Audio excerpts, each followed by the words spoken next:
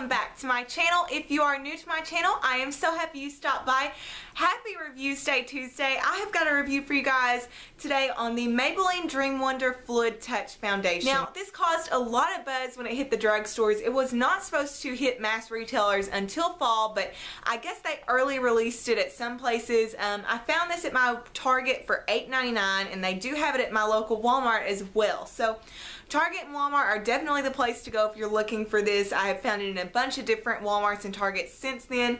The shade I have is 60 Sand Beige. The first thing I want to talk about is the kind of the idea behind this foundation. It's called the Maybelline Dream Wonder Fluid Touch, like I said, and it's a very liquidy, liquid to powder kind of foundation.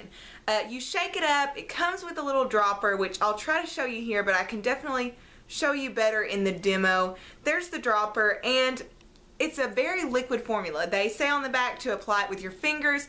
It's not really meant to be applied with a brush or a sponge. It's just a very natural kind of foundation, and that's what it's meant to be.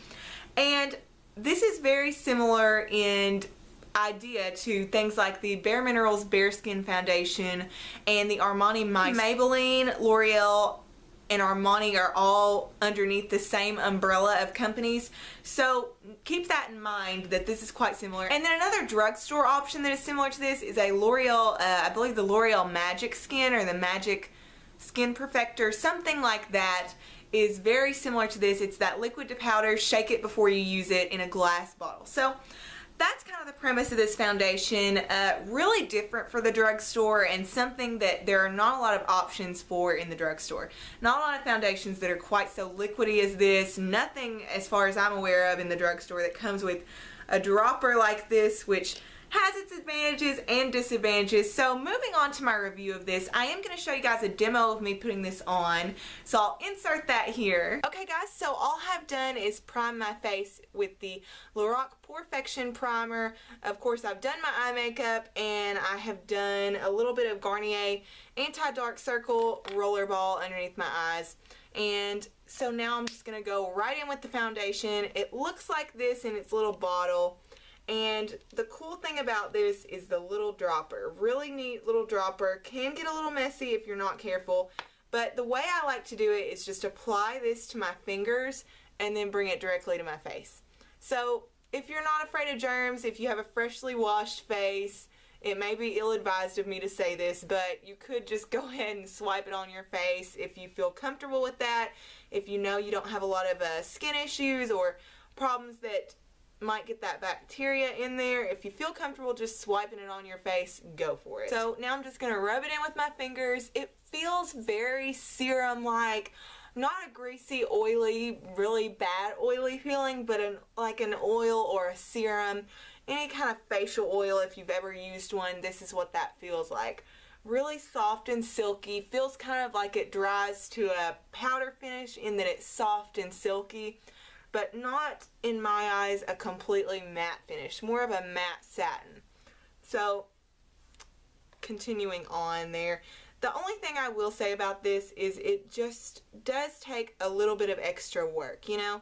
Getting these dots on your face is time consuming. It's not like a squeeze tube or a pump where you really just pump it out, squeeze it out, put it on your face, slap it up there. This is something that takes a little bit of time, and you do have to dip back in the product to get everything you want out. So it's not like a foundation where you're going to pump out the one pump and use that one pump all over your face. The next thing I will say about this, it is not very buildable. It kind of gets cakey if you start to build too much. Now in these areas where I didn't get it covered, you can sort of put what you didn't put down already, but if I were to try to build over and really get a full coverage look out of this, it's not going to happen. You guys can still kind of see some redness in my T-zone area. You can still see that shine that I get right there, and in my nose you can see it.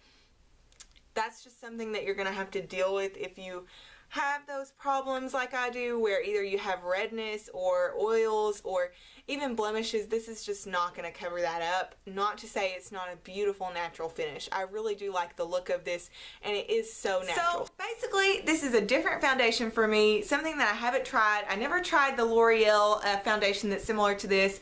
However, I did find out before I purchased this that they have the exact same ingredients. So be aware of that, that if you didn't like the L'Oreal, you might not like this. This is not a full matte finish product for me. I have oily skin and I like a full matte finish, but this is a satin finish that I actually really enjoy. Gives a really natural look to the skin. If you saw in my demo, it just kind of made my skin smoother, less texturized. It's not going to give you perfect coverage. It's not going to be an Estee Lauder Double Wear. It's a step up from a BB cream if you ask me, but it's a beautiful step up. The natural finish this gives is so different from anything I've tried, and something that I'm glad to have in my collection. I think dry skin could wear this. I think oily skin could wear this. I think a lot of people could wear this and feel comfortable with it.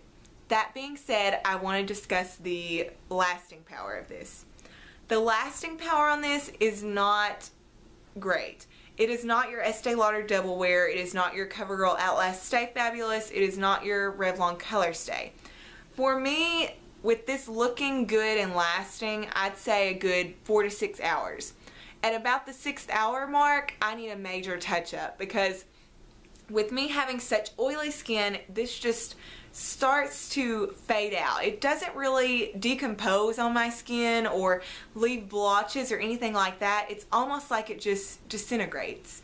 And that's really weird for a foundation for me, because you guys know I am oily skin, so I'm used to foundations breaking down or getting blotchy or looking cakey after a while. This one just kind of disintegrates. It almost is like it was never there, if that makes any sense at all. If you're oily skin and you try this, you probably will know what I mean. But for days when I'm just running to the store or going to class and I've got the time to touch up later, or I'm gonna take my makeup off in less than 4 to 6 hours, this is awesome. This stuff gives such a beautiful finish. I just love this. I think all skin types and all ages would really enjoy this. I'm really enjoying this, but do bear in mind this is not a long wearing foundation by any means, and it'll get you through 4 to 6 hours, but I wouldn't bank on anything more than that if you do have combo or oily skin. Dry skin ladies, you might be able to get more out of it, but kind of iffy for me. So overall, I'm really pleased with this. It's definitely something different from anything I have in my collection. Really different formula, really different method of application, and something that I'll probably repurchase in the future. Thank you guys so much for watching. I hope you enjoyed this video. Leave me some comments down below if you have tried this foundation. Would love to hear from you guys. I love talking to you guys back and forth in the comment section. That is the highlight of my day sometimes. So let me know down below. Thanks so much for watching, and have a fabulous day.